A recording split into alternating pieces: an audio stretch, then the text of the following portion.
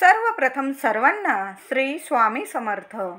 हरतालिकेचे व्रत उपवास कसे करावे, दुसऱ्या दिवशी उपवास कशावर सोडावा, स्त्रियांनी कुमारिकेंनी ह्या दिवशी कोणते नियम पाळावे, संपूर्ण माहिती जाणून घेणार आहोत. त्याआधी आपल्या चॅनलवर तुम्ही नवीन पहिल्यांदाच व्हिडिओ बघत असाल, कृपया चॅनलला नक्की सबस्क्राईब करा. भाद्रपद महिन्यात येणारे हरतालिका व्रत हे वर्षा ऋतूत येते. वटसावित्री, मंगळागौर व हरतालिका ही 3 महाराष्ट्रातील स्त्रियांची अतिशय आवडती व्रते आहे. त्यात हरतालिका व्रताचे खास वैशिष्ट्य आहे. या व्रताची देवता भगवान शिव व माता पार्वती आहे. पूर्वजन्मी सती पार्वतीने शंकरालाच वरले होते. तिचा पिता दक्ष प्रजापती याने एकदा यज्ञात शंकरांचा अपमान केला. तो सहन न झाल्यामुळे पार्वती मातेने यज्ञकुंडात स्वतःला जाळून घेतले व नंतर ती हिमालयाची कन्या म्हणून जन्माला आली. पुन्हा उग्र तप करून ती पुन्हा भगवान शंकरांची अर्धांगी झाली. अशी ही दृढ निश्चयी व स्वाभिमानी पतिव्रता पार्वती ही आर्य स्त्रियांचा महान आदर्श आहे. म्हणून तिची पूजा करून तिच्याजवळ आपल्या पतीला उदंड आयुष्य व आरोग्य मागावयाचे असते आणि स्वतःचे सौभाग्य अखंड राहण्यासाठी तिची हरतालिकेला पूजा करून प्रार्थना करायची असते. पार्वती मातेने भगवान शंकरांना प्रसन्न करण्यासाठी हे हरतालिकेचे व्रत केले होते. तोच उद्देश समोर ठेवून सर्व उत्कृष्ट गुणांनी युक्त असा पती मिळावा म्हणून कुमारिका मुली हे व्रत करतात व मिळालेला पती दीर्घायुष्यी व आरोग्यवान व्हावा म्हणून सुहासिनी भगिनी हे व्रत करतात. पुनर्जन्मी अखंड सौभाग्य प्राप्त व्हावे म्हणून विधवा स्त्रिया ह्या व्रतानिमित्त फक्त उपवास करतात, पूजा मात्र करीत नाही. आपले पौराणिक वाक्य समजून घेण्यासारखे आहेत. विश्वात नररूप शिव, नारी रूप उमा म्हणजेच पार्वती आहे. रुद्र नर उमा नारी, तैस्मे तैस्मे नमो नमः. रुद्रो ब्रह्मा उमा वाणी, तैस्मे तैस्मे नमो नमः. रुद्र विष्णू उमा लक्ष्मी, तैस्मे तैस्मे नमो नमः. रुद्र हे सूर्य आहे, उमा त्यांची प्रभा आहे. रुद्र हे फूल आहे, उमा त्यांचा सुगंध आहे.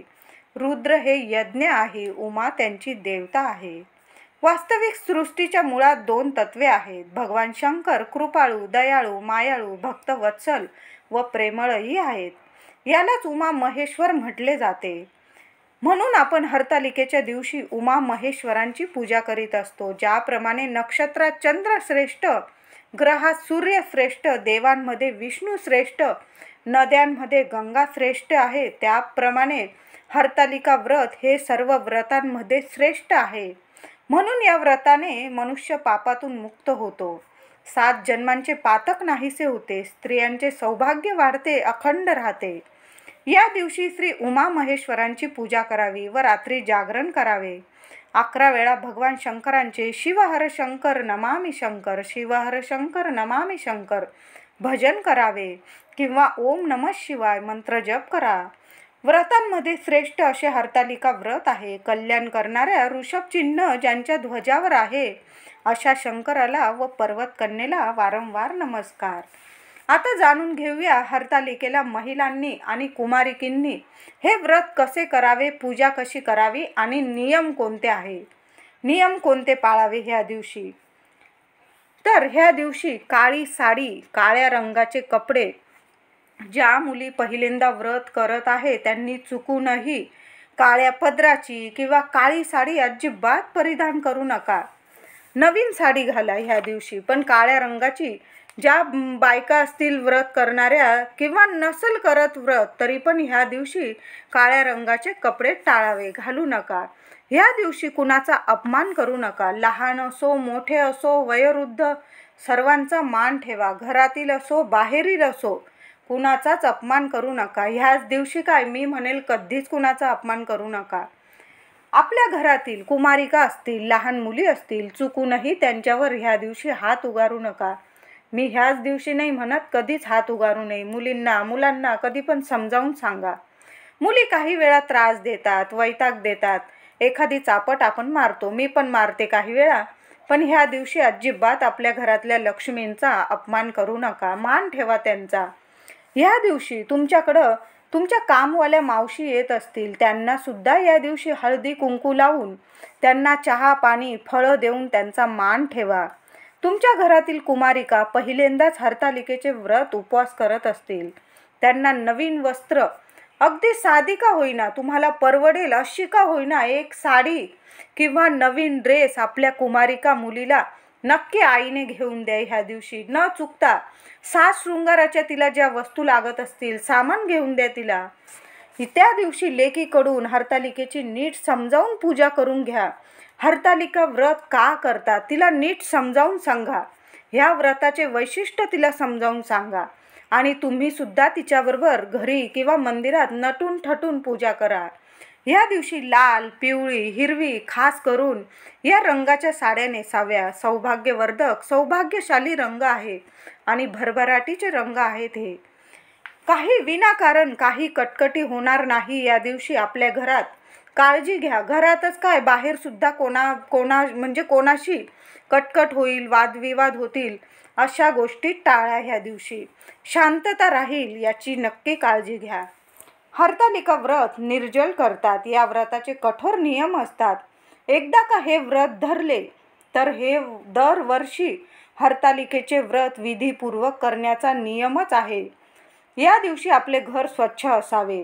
आपल्या घरात गोमूत्र शिंपडून द्या. ह्या दिवशी सकाळ संध्याकाळ दोन्ही टाईम घरात दारात गोमूत्र शिंपडून द्या.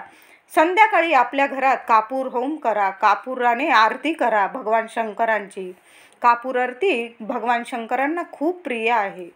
शास्त्रानुसार हरतालिका व्रत उपवास कुमारिका, सुवासिनी आणि विधवा महिला करू शकतात. विधवा महिलांनी उपवास केला तरी चालेल, पूजा नाही केली तरी चालेल. लांबून मात्र नमस्कार करावा आणि कहाणी मात्र नक्की ऐकावी. हरतालिकेच्या रात्री किमान 12 वाजेपर्यंत तरी आपल्याला जागरण करायचेच आहे. व्रत पूजा सुरू करण्याआधी घरातील वडीलधाऱ्या माणसांचे आशीर्वाद घ्या आणि मग व्रताला सुरुवात करा. हे व्रत निर्जल करतात, पण ज्यांना सहन होत नसेल, म्हणजे आजारी असेल, गर्भवती असतील, मुली असतील, कुमारिका ज्यांनी पहिल्यांदाच व्रत धरलेलं आहे, त्यांना उपवास सहन होत नसेल, त्यांना फल आहार घेतला तरी चालेल. व्रताच्या आदल्या दिवसापासूनच तामसिक भोजन करणे टाळावे. हरतालिकेच्या पूजेत प्रथम गणेशाचीच पूजा करावी, तरच व्रत सुफळ संपूर्ण होतं. ह्या दिवशी हरतालिकेची कथा जरूर ऐकावी. आपल्या 5 मैत्रिणी असतील, जवळ तुमच्या राहत असतील, बिल्डिंगमध्ये, चाळीत, बंगले असतील तुमचे, आजूबाजूच्या 5 मैत्रिणींना तरी जमून एकत्र एकमेकींना हळदी कुंकू लावा. पूजेच्या ठिकाणी 24 तास तरी दिवा चालूच ठेवा. अंधार मात्र होऊ देऊ नका.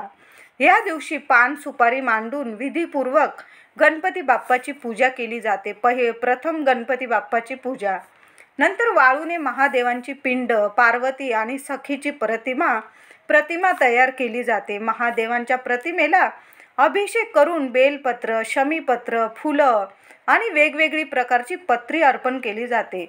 पत्री अर्पण करणे अत्यंत महत्त्वाचे असते. तेव्हाच तुमचं हरतालिकेचं व्रत संपूर्ण होतं. महादेवांची पूजा केल्यानंतर देवी पार्वती आणि सखींची पूजा केली जाते. त्यांना शृंगारांच्या वस्तू अर्पण केल्या जातात. नंतर आरती आणि कहाणी केली जाते.